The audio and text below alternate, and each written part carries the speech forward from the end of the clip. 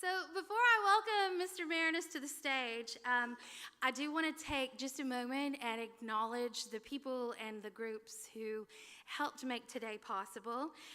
First, Professor Sue Ann Healy, who doesn't like to talk in front of people.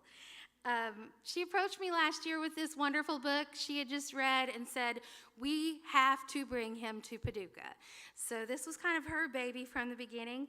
I want to thank our ad hoc committee who's been working together for several months, and they've all contributed to the effort of making this possible today. So that's Amy Sullivan, Brian Heller, Tammy Thompson, Amy Elmore, and Shaveen Duncan-Herring. And for the financial support today, we want to thank the Paducah Junior College Foundation, the Professional Development Committee, the Diversity and Inclusion Committee, and the Clemens Fine Arts Center. We're really fortunate here to have a college that believes so much in the power of literacy and the importance and value in reading. We're grateful that they give us the resources and support us in our classrooms and also with different activities on campus to help to support that. Reading has the power to expand our minds and enrich our lives and help us to become the people that we're meant to be. I recently read a blog post by Andrew Maraniss in which he spoke about the importance of having conversations with our children about diversity and equality. And he observed when those family storytime experiences evolve into actually engaging with and advocating for people who are different from us in meaningful ways, we can begin to change our communities. Perry Wallace is an important story about changing communities and changing our nation and changing the world. Perry Wallace in 1966 became the first African-American basketball player in the Southeastern Conference. It's important for people today to know about this difficult journey that trailblazers like Perry Wallace have helped to make possible for us. Also, this story helps us to understand more about civil rights and our own history.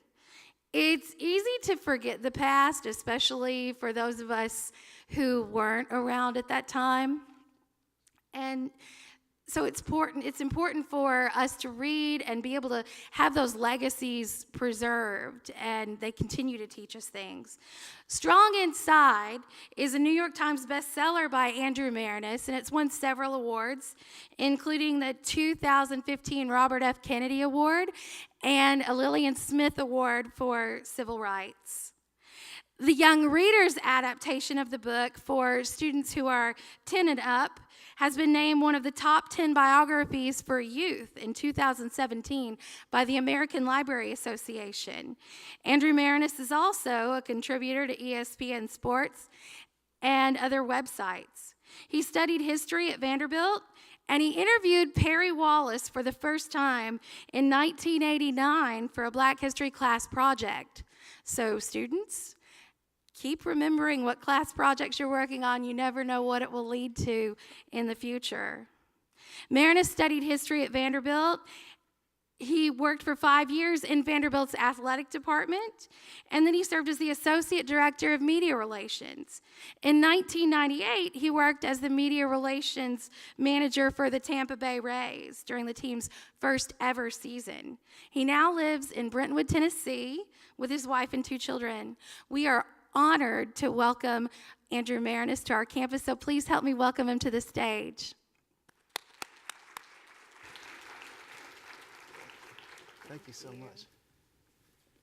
Wow, thank you for that wonderful introduction, and thank you to all of you for coming out today. I really appreciate it. It was a nice drive up here this morning, 2 hours, and love coming to Kentucky to tell this story. Perry Wallace told me that he loved coming to Kentucky to play basketball. His first ever game was on the road at Western Kentucky, and whenever he went up to Lexington to play UK, he said that those were environments where he could just relax and play basketball. And unlike other spots around the SEC where the fans showed up primarily to harass him, that wasn't the case when he played at Western or when he played at UK, where the fans were there to see a real basketball game. He always enjoyed that. And Paducah actually plays a special role in this story also. Roy Skinner, who was the coach at Vanderbilt who recruited Perry Wallace to become the first African-American player in the SEC, was from Paducah. He went to school at what was known as Paducah Junior College and made his name there and was eventually hired as an assistant coach at Vandy because he beat the Vanderbilt freshman team with his Paducah Junior College team. And so I'll have a chance to tell you a little bit more about Roy Skinner in this presentation as well. But when we think about sports, a lot of times people talk about heroes of the game in terms of what they've done on the field or on the basketball court. You know, and you look at this picture and you recognize Tom Brady or the Astros who just won the World Series, or the Tar Heels, or that's the Minnesota Lynx WNBA team celebrating their championship. In our culture, which values sports so much, we tend to call these athletes heroes for what they did on the court. And Perry Wallace was a good player, but I don't consider him a hero because of what he accomplished on the basketball court, for how many points he scored or how many rebounds he had. I was at a school in Arkansas, in Springdale, Arkansas, near Fayetteville, near the University of Arkansas. And this was a middle school, and their team nickname was the Heroes. And so they had this poster up on the wall of their cafeteria, and it said, "A hero is a person who by word or action makes the world a better place." And so that's the type of person that I consider Perry Wallace to be, somebody who made the world a better place, not just as a basketball player, but really as a human being and as a student at Vanderbilt. And he's similar to people that you've heard of before. I'm sure that no one in this room, unless you've read the book, has anybody heard of Perry Wallace before? A couple people. Most people have not. And that's part of the reason why I wrote the book, it was to tell a new story. But, you know, somebody like Jackie Robinson, obviously the first African-American Major League Baseball player. Perry Wallace, a similar figure in terms of being the first African-American basketball player in the SEC. But you think about Jackie Robinson, he was an adult by the time he arrived in Brooklyn to play for the Dodgers. He had already graduated from UCLA. He had already served in the Army. He was already married. He had already played professional baseball in what they called the Negro Leagues back then. When Perry Wallace arrived at Vanderbilt to desegregate the SEC, he was just a kid. He was 18 years old. You know, and so you think about the courage it took for a young person, a teenager, to travel through the Deep South, the late 1960s, being told that, hearing that he was going to be killed, you know, before or after a game by fans that he was encountering, and really having very little support around him. It took tremendous, tremendous courage. Someone like Rosa Parks. Of course, we all know Rosa Parks' story, and according to the rules of segregation at the time in Montgomery, Alabama, when she sat in the front of the bus, she was told that she was somewhere she wasn't supposed to be, according to the segregation rules at the time. And she knew that she belonged in that seat just like anybody else. And she refused to give up her seat. Perry Wallace was told when he stepped out onto the basketball court that he was somewhere he wasn't supposed to be. This was a league, the SEC, that was started in the 1930s. He comes along in the 1966-67 season as the first African-American player. He's told, "You're not supposed to be here." But he said, "I belong here just like anybody else, and you can't make me move." Hidden Figures. Has anybody in this room seen the Hidden Figures movie? And I think this is a case, too, where most of us had not heard of these women before until you saw the movie, or maybe you read the book that came out before the movie. And I consider Perry Wallace a hidden figure also, one of the many hundreds, thousands of people that played important roles in the civil rights movement who we just have not heard their stories before. And any one of us in this room, if you're interested in writing or history, you can be kind of like I was and be a person that finds a hidden figure, finds a story that's interesting that just hasn't been told before, and we can all be the ones to tell those stories. And this is the first time that I ever actually did tell Perry Wallace's story. So I was 19 years old. This was 1989. I was a sophomore at Vanderbilt. And Perry graduated in 1970, the year I was born. And he was not invited back to be honored, recognized for being the Jackie Robinson of the SEC for almost 20 years. It wasn't until the fall of 1989 that he was ever invited back. And so that just happened to be when I was a student at Vanderbilt. And there was coverage in the newspapers in town about this figure coming back to Nashville, being invited back for the first time. And I read an article that talked about a game that Perry played at Mississippi State in Starkville, Mississippi, his freshman year. And back then they had freshman teams and varsity teams. So he was on the Vandy freshman team. And that year he had one other African-American teammate named Godfrey Dillard. Godfrey ended up transferring. So the next year when Perry breaks the color line in the SEC on the varsity. He's the only one. But that year, he had one other African-American teammate. And they go down to Starkville, the first black players ever to play at Mississippi State. And from the moment the Vanderbilt plane landed in Starkville, they felt threatened. There were students from Mississippi State there shaking the Vanderbilt bus. They were waiting at the hotel for them, screaming epithets at them. In the first half of the game, they were saying, "We're going to kill you guys after the game." They're trying to play a basketball game in this environment. And so this article described this scene at halftime. The Vandy team is sitting in their locker room. Coach is giving instructions for the second half. And Perry and Godfrey, these two freshman basketball players, are holding each other's hand to gain the courage to go out and play the second half of the game. And that scene, as a relatively new student at a new school, I grew up in D.C. and in Texas. I didn't know anything about Vanderbilt or the SEC or Perry Wallace. Reading about that scene is what captured my attention. I was a history major. I was attending the school on a scholarship, a sports writing scholarship. And so in this anecdote, I saw the two things that I was really interested in, sports and history, coming together. And so I was taking a Black history course at the time, and I asked my professor, was it okay to write a paper about Perry Wallace? And I thought that she was going to say no, that basketball isn't, a serious academic subject. You need to find something else to write about. But thankfully, she said yes. If that's what you're interested in doing, that's what you should do. And so this was, in the Stone Ages, there was no internet, so I wasn't able to Google Perry Wallace and find out where he was living or email him and introduce myself. So I just called him from my dormitory phone and introduced myself out of the blue, and he was nice enough to spend 2 hours with me that first night that I called him, and I wrote that paper. And it just stayed on my mind forever. So I graduated, went on with my life, and in 2006, so 17 years after I had written that paper, it was still on my mind as the most interesting thing I had done in college, and I felt like I wanted to do more with it. I'd written a 10-page paper. There was a lot more to be said about this person that I felt had done such incredible things, and no one knew about him. And so I started to write a book. And the first person that I interviewed for that book was from Paducah, Kentucky. It was Roy Skinner, who had been Perry's coach in college. And I went by his house in Nashville and interviewed him. And that began, I was naive. I thought, I'll be able to write this book in a year or two. It took me 8 years to write the book, including 4 years just on the research side. So I interviewed about 100 people, including Perry Wallace, dozens of times, but many, many other classmates and teammates and family members and experts on civil rights or college basketball.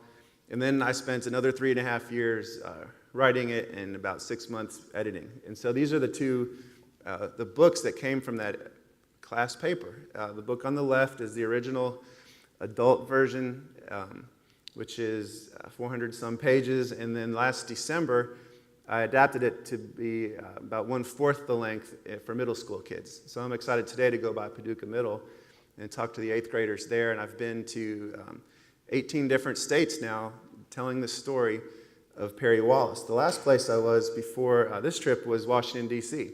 And has anybody been to the new African American History and Culture Museum in D.C. at the Smithsonian? It's a great museum, just opened within the last year or two. And it's so popular that it's impossible to get tickets. I was able to basically talk my way in with the security guard and was so excited that I did get in because in the gift shop at this new Smithsonian Museum, they've got the book. And so that was one of the biggest thrills that I've had as an author so far. But this is Perry Wallace. Let me tell you a little bit more about him. So this is him when he was probably in middle school in Nashville. And he was just an average, ordinary kid like anybody else, like any one of us. He had 4 older sisters and 1 older brother. He was in charge of the family's dog. He told me he had to wake up early to take the dog out every day. He loved playing the trumpet. In the summer, he would practice his trumpet 4 hours a day. And actually, when he got to high school, he was just going to be in the high school band. He knew how to try out for the band. He didn't know how to try out for the basketball team. And then the basketball coach figured out there was a 6'5" kid playing the trumpet who could dunk who wasn't on the basketball team. So he got Perry over to the high school basketball team pretty quick. He was a really smart kid, too. And so he would spend a lot of time just at the neighborhood library. He listened to classical music. His sisters were all much older than him.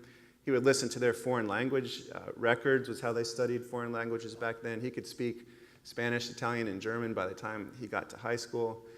He loved to ride his bike around the neighborhood, watch TV, and he learned how to play basketball when he was about 9. And by the time he was 12, he could already dunk the basketball. But Perry's phrase that he uses with kids all the time is that ordinary people can do extraordinary things. And he thinks that he's a perfect illustration of that. His mom was a cleaning lady at office buildings downtown Nashville. His dad was a bricklayer. They had very little money, and they put all of their kids through college. And he's as proud of that as he is as anything that he did on the basketball court. And when I got started working on the research for this book, one thing that became obvious pretty quickly was that Perry Wallace's story was a legitimate civil rights story, and not just the story of a good basketball player, or even a pioneering basketball player. So he was born in 1954, which was the year of Brown versus Board of Education. That's when he starts his public school experience in Nashville. He's around the same age as Emmett Till, when Emmett Till was murdered in Money, Mississippi, and that was very profound and disturbing event in a young Perry Wallace's life. When he was 12 years old, this is when the Nashville lunch counter sit-ins were taking place in 1960. And Perry didn't take these pictures, but he could have. He was down there. He snuck from his parents' house in North Nashville to downtown, to Fifth Avenue, and was standing outside these department stores, where these are students from Fisk University, Tennessee State University, American Baptist Bible College, college students who were challenging segregation in Nashville by taking a seat at the lunch counters to see if they would be served. And you know the story. They weren't served. This is what happened. You had these white teenagers behind them that were pouring out food on top of them, or lighting cigarettes and putting the cigarettes out on their skin, or pouring hot coffee over them. And Perry was there. He witnessed this with his own eyes. And he was inspired by these brave college students that were standing up for civil rights. And then it was just a few years later that he was doing the same thing in his own way on the basketball court. In 1963, Martin Luther King gives his I Have a Dream speech. Perry starts high school at Pearl High School in Nashville a week after that speech, and he was inspired by it. This was a segregated all-black high school, which was the only black high school in the entire city of Nashville, dating back to the 1890s. 1964 and 65, you have the passage of the Civil Rights Act and the Voting Rights Act. And so what Perry told me is that he felt like the country was changing for the better, and that there would be opportunities coming for him and for his classmates that hadn't been there for their older brothers and sisters, or certainly for their parents. And so he wanted to be prepared to take advantage of these opportunities. And so he was prepared, at least in these two ways, as a basketball player and as a student. So as a basketball player, that's Perry in the middle. His Pearl High School team won 3 straight state championships, his sophomore, junior, and senior years. His sophomore and junior years, Tennessee hadn't integrated its high school tournament yet. So his team won the black high school state tournament those 2 years. His senior year, 1966, was the first year that the TSSAA tournament was for all schools in the state, black or white. And his Pearl High School team understood the significance of that season, you know, playing against everybody. And there were people that were doubting, well, are you going to be able to do it now that everybody's in the tournament? Well, they did it. His team went undefeated all year and won the state championship. And here in Kentucky, they won it on a significant date. It was March 19th, 1966, that his Pearl High School team beat Memphis Treadwell, which turned out to be the school where, if you've heard of Penny Hardaway, that's where he went. But back in the 60s, it was an all-white school in Memphis. And that night was the same night that Kentucky played Texas Western in the NCAA championship game. And of course, it was the all-white Kentucky team against the all-African-American starting lineup for Texas Western. Texas Western won that game, very important historic game in college basketball. Same thing was happening on the high school level in Tennessee. And the reason these 3 guys are holding the rim is because they ripped it off the backboard in a game together. Walter Fisher, who's on the right, when I interviewed him for the book, he told me that the point guard on their team was really fast, but he was almost too fast for his own good, and he'd go flying to the basket and lay up, and it would come too hard off the backboard. And so they knew to be ready that he might miss it. And so all three of these guys were ready, and they went up for the putback, and they all went to dunk the ball at the same time, and they ripped it off the backboard. I actually have this rim in my house right now. The school saved it after they ripped it off as sort of a symbol of the strength and determination of the class of '66. And when Perry was back in Nashville a couple years ago to speak to kids, one of the alums of the school presented the rim to him. And Perry was flying back to D.C. that night. He told me he didn't want to take a rim as a carry-on on the airplane, so I'm holding on to it for now. So Perry was prepared as a basketball player, but more importantly, he was prepared as a student. He not only graduated from Pearl, he was the valedictorian of his high school. So he had the very best grades at his whole school. He was really into math and science, and he told me that he really considered basketball as a means to an end, as a way to get to college. He knew his parents had sent all his older siblings to college. They didn't really have much money left. If he was going to make it to college, he needed to get a basketball scholarship. And he didn't want just any old basketball scholarship either. He wanted to get one as far away from Nashville as possible, as far away from the South as possible. He had grown up in a segregated city. He felt like there would be more opportunities for him up north or out west. And so he was recruited by UCLA when John Wooden was their coach, and he might have gone there, but he realized that their starting center was named Lou Alcindor, Kareem Abdul-Jabbar, and so if he went there, he probably wouldn't get to play much. He was recruited by pretty much every school in the Big Ten, including Wisconsin, Purdue, Iowa, Northwestern, Michigan. Went to visit all those schools. He'll tell you he was sort of recruited by Kentucky. Coach Rupp never called Perry, never came to visit him. He would send his top two assistants, or his only two assistants at the time, Joe B. Hall and Harry Lancaster, down to Nashville to watch Perry play. And Perry felt like if he was going to be in this position as the first black player in the SEC, as a pioneer, he needed to know that his coach had his back. And if he had no relationship with the coach, he wasn't going to go there. Or he said he might have gone to Kentucky, but there was no relationship with Adolph Rupp. Also, on a recruiting trip to Louisville, whose star players were Wes Unseld, if you've heard of him, and Butch Beard.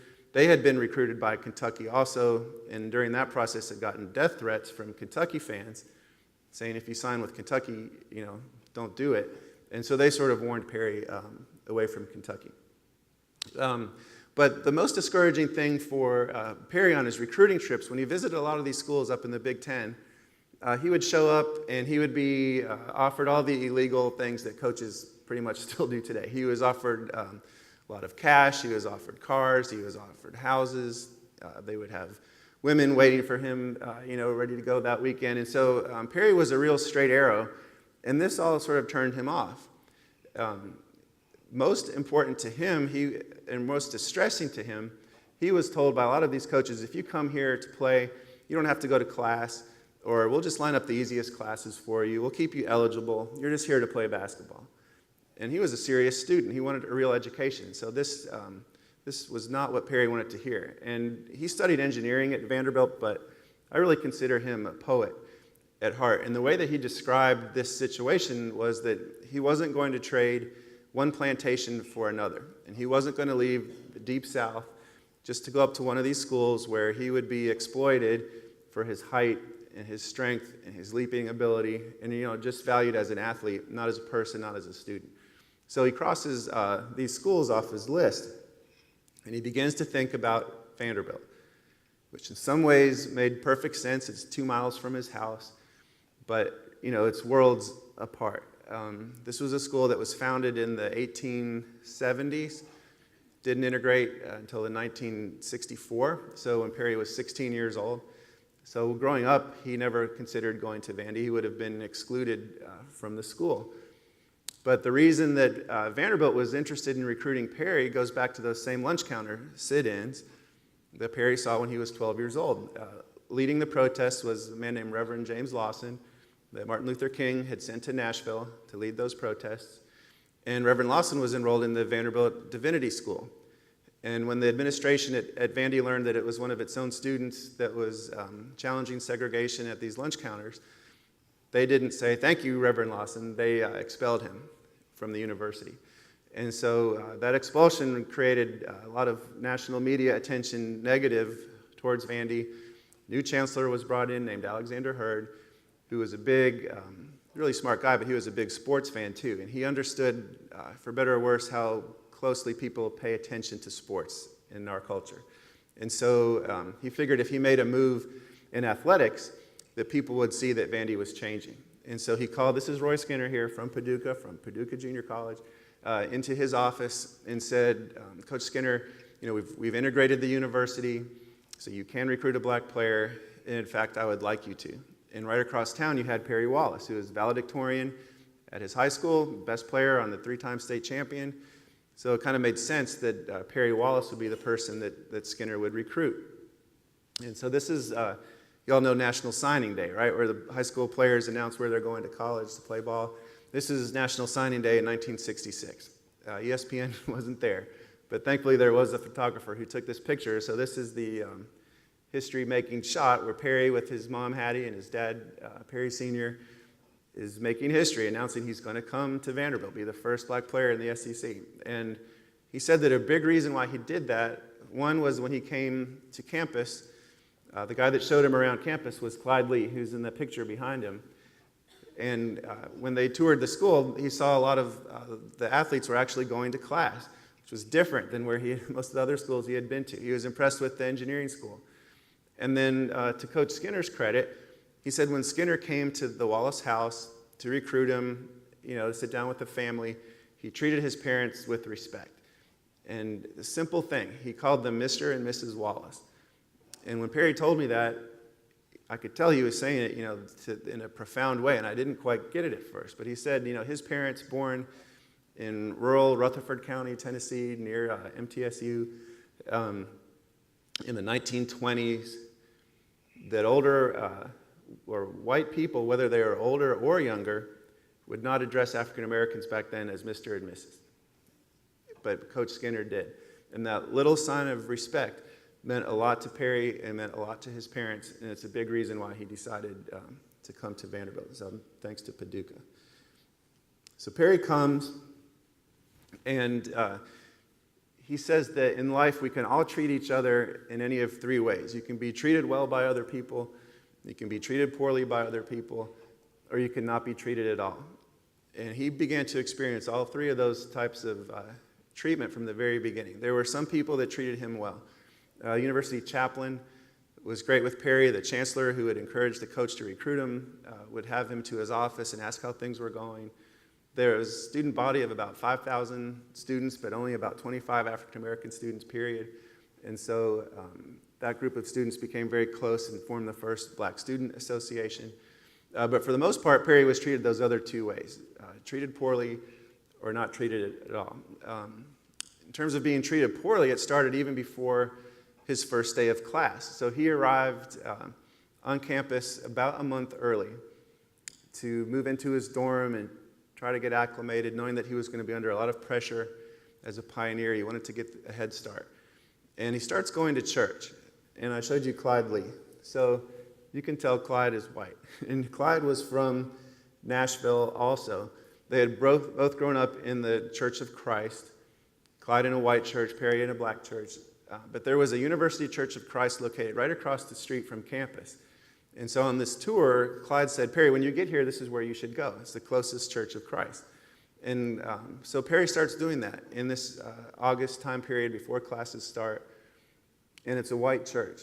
And Perry said growing up in segregated Nashville, he never would have gone to walk through the doors of a white church, but this was what being a pioneer was all about.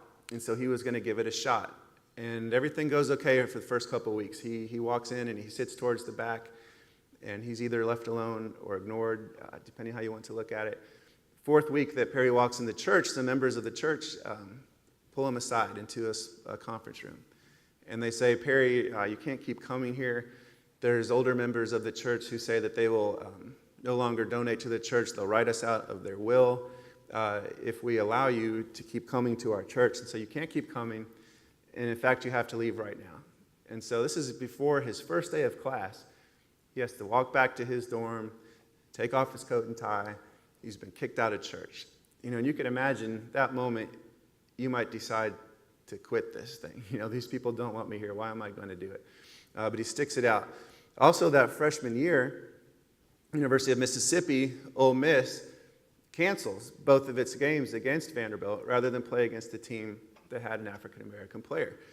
And so it's not until his next year, his sophomore year, first year on the varsity, that Perry becomes the first African-American basketball player to play in Oxford against Ole Miss.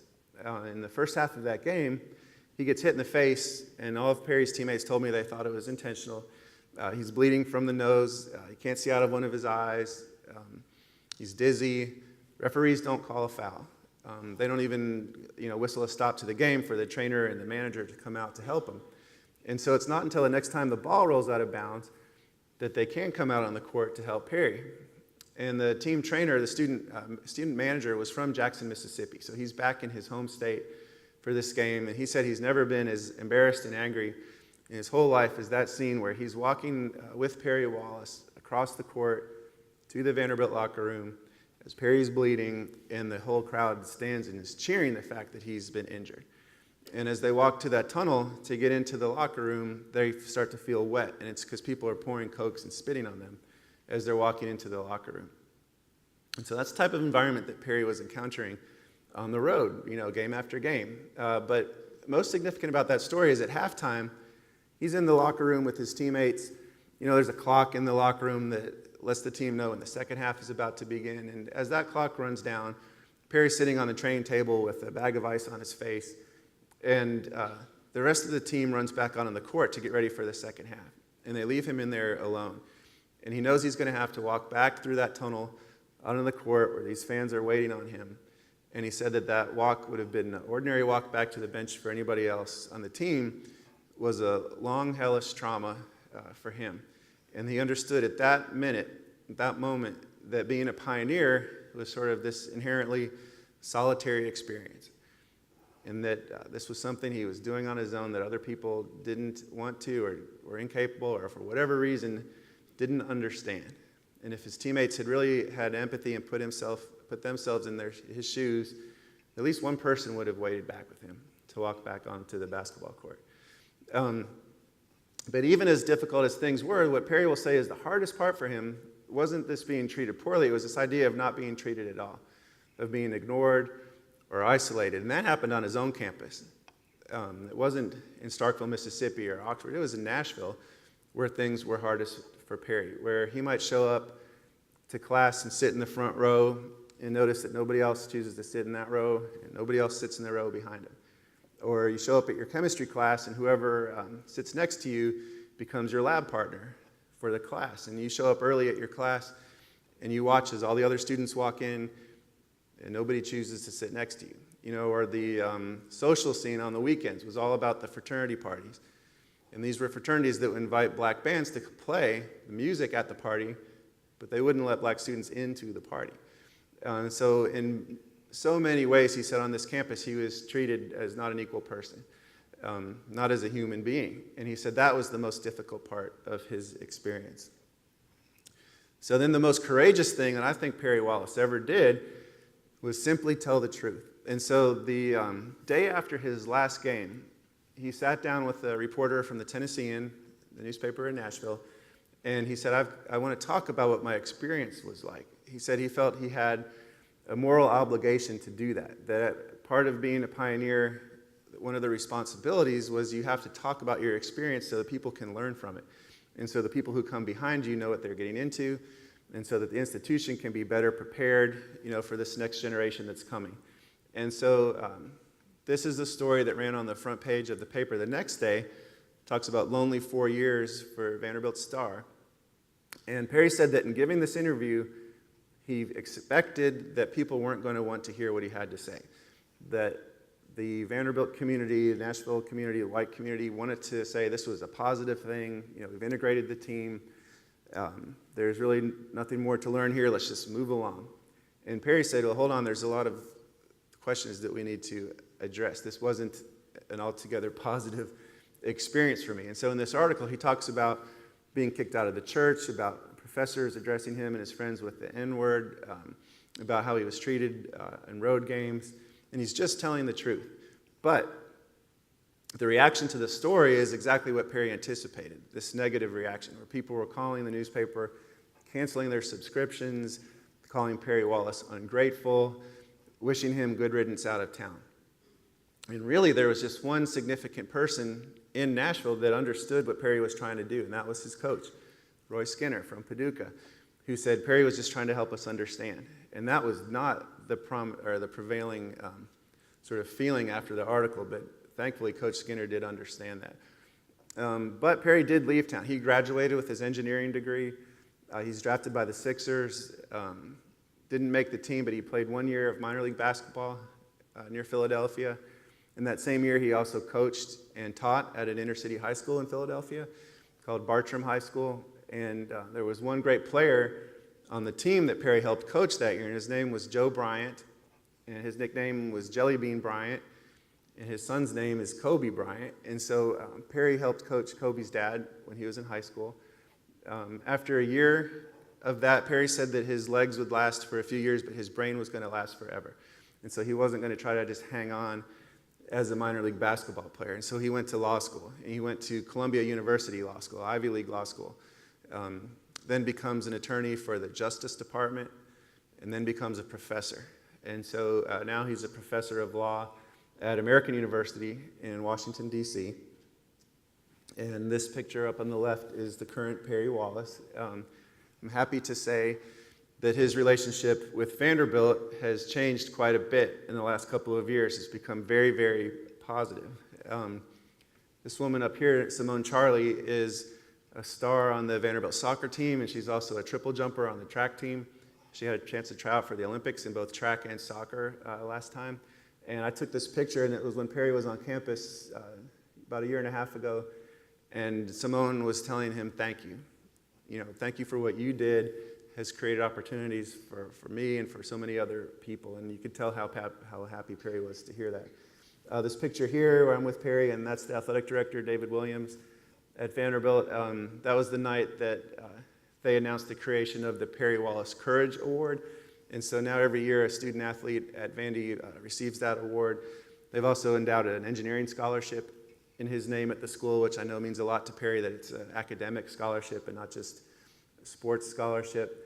And then just last week, the SEC announced that their big award, which they give out at the SEC football championship game every year, will be awarded to 4 Kentucky football players who are the first black football players in the SEC, as well as Perry Wallace and Godfrey Dillard. Godfrey was his freshman teammate, who were the first black basketball players in the SEC. And so there has been this reconciliation now, 47 years after Perry graduated. And the phrase that Perry Wallace has to describe this new phenomenon is that reconciliation without the truth is just acting. And that a lot of times people want to get to this let's all come together point, this reconciliation point, without addressing the truth. Like, what really happened? Like, why are we in this situation to begin with? They just want the photo op of saying everything's better without addressing the truth. And he feels like that what's happening now with his story is for real. Because people have now either read the book or they've heard him talk and they know what the truth of the situation was, and we're still coming together. And he feels like that's the most meaningful of all.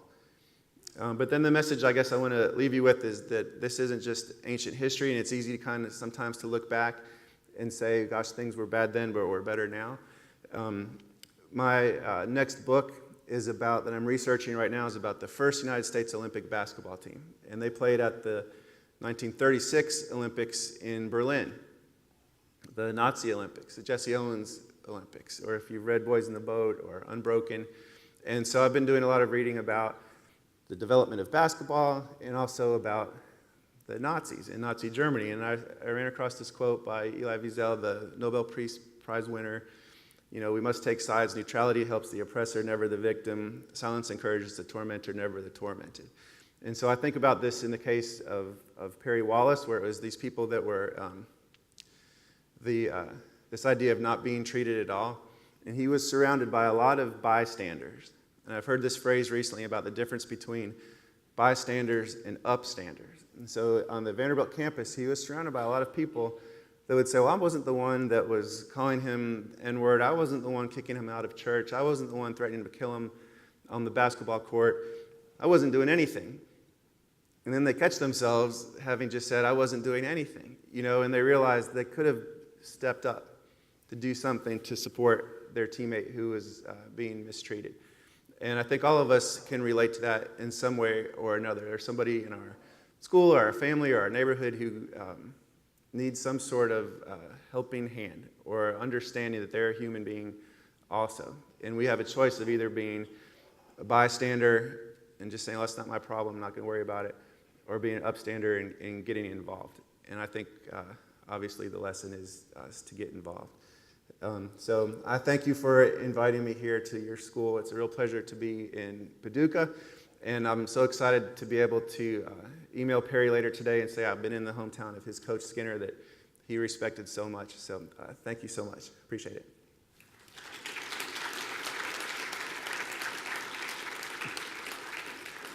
And I am happy to answer any questions if anybody has a question about Perry or about writing a book or anything at all. Yes?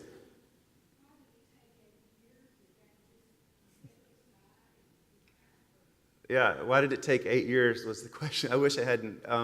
So I was writing it on the side. I had a regular job. And so the time that I had to do it was at night and on weekends. That's part of it. I got married and had 2 kids in the middle of those 8 years also, so that was part of it. And then I felt like I needed to do the real work. I wanted to tell the true story. And so that required spending a lot of time at various archives and libraries and digging through old microfilm and interviewing 100 people and traveling. And so part of that just took time also. But for the most part, the reason why it took so long was because it was just a side project for me.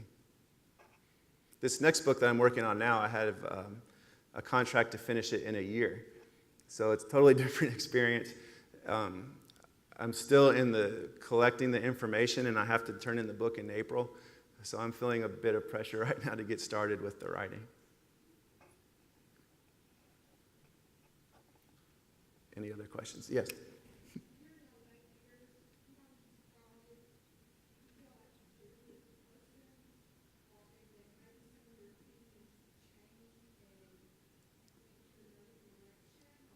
Mm-hmm. She asked if during the 8 years did I change as a person. Yes, I think so. I also changed as a writer. I'd never written a book before.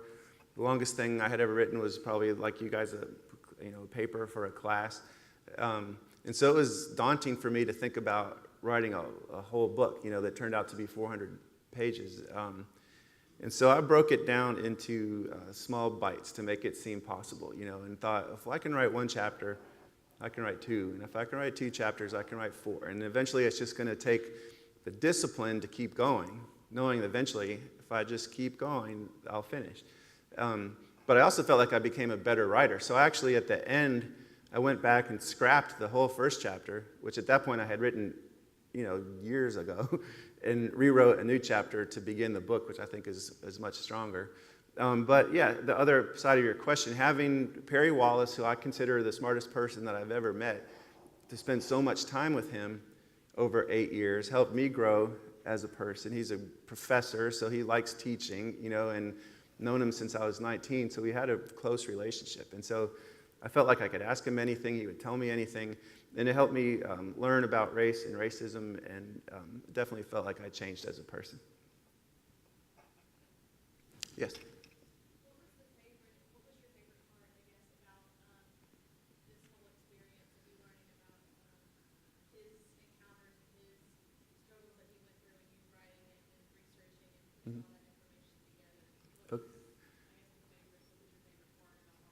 Okay, yeah, so she asked about my favorite part of this whole process, and I think there are 2 favorite parts. So one favorite is taking place right now, since the middle school version came out. And I've had a chance to talk to almost 10,000 kids now about this story, and in some cases I'll receive letters from them that they either are sending to me or they're sending to Perry through me, and it's really rewarding, and I guess the professors in the room feel this.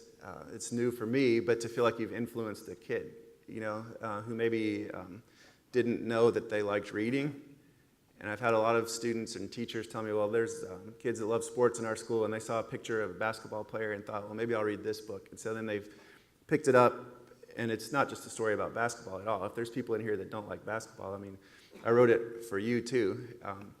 And so that's been really rewarding to have kids understand this story and to write letters to Perry saying that he's inspired them. My favorite part in actually doing the research for the book, from kind of the civil rights side, it was writing about this speaker series that took place at Vanderbilt when Perry was a freshman, where he went and saw Martin Luther King and Stokely Carmichael speak at Memorial Gym at Vanderbilt where he played basketball.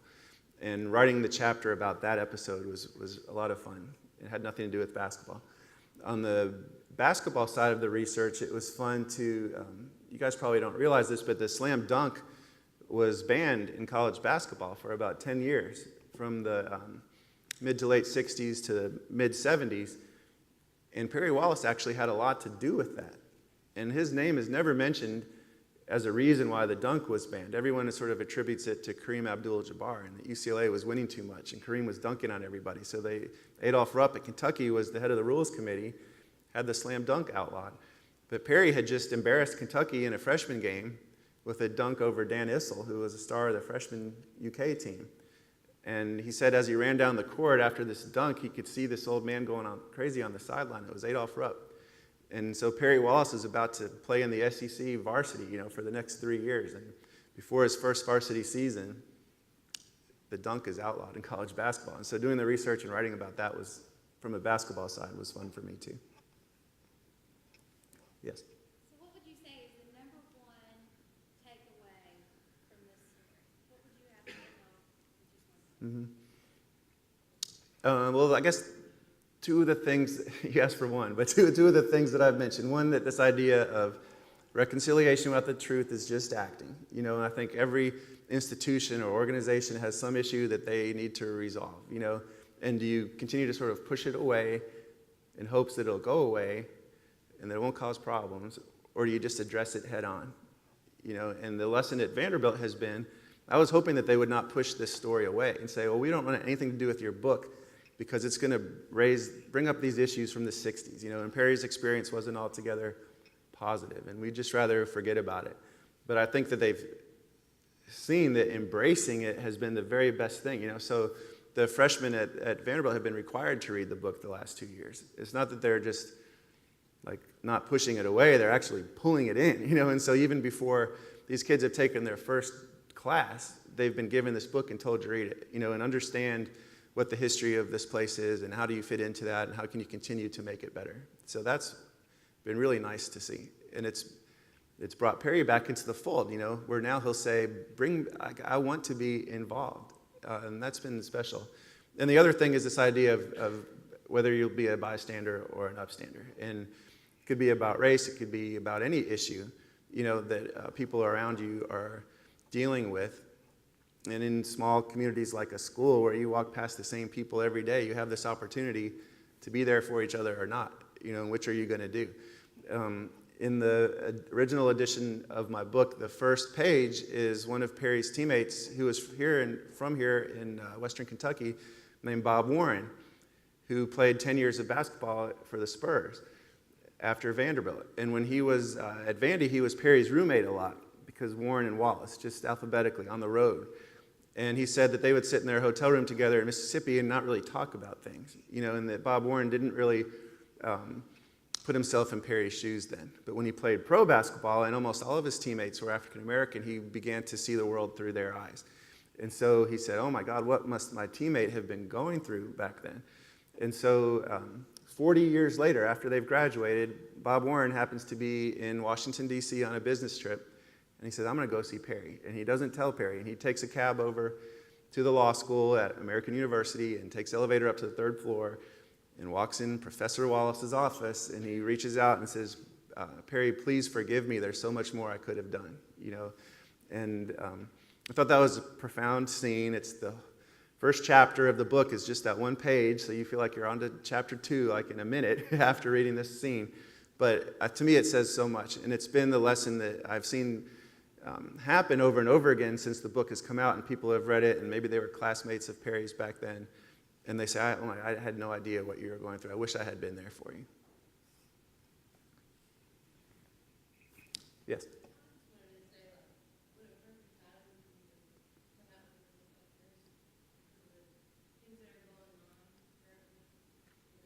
Mm-hmm.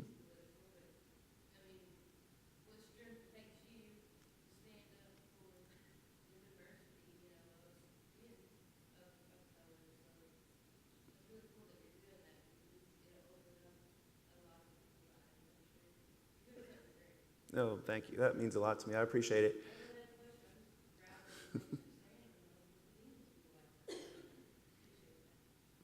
Thank you. It's easy for me. I think about what Perry went through, and I feel a responsibility that if you don't tell his story, it just sort of,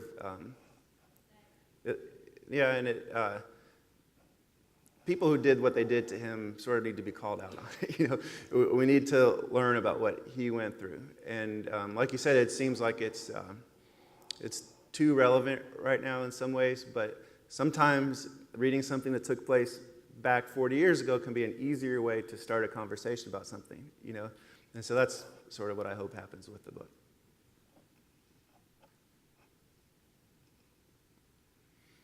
All right, well, I really appreciate y'all taking the time to come, and thank you for having me in Paducah. Thank you.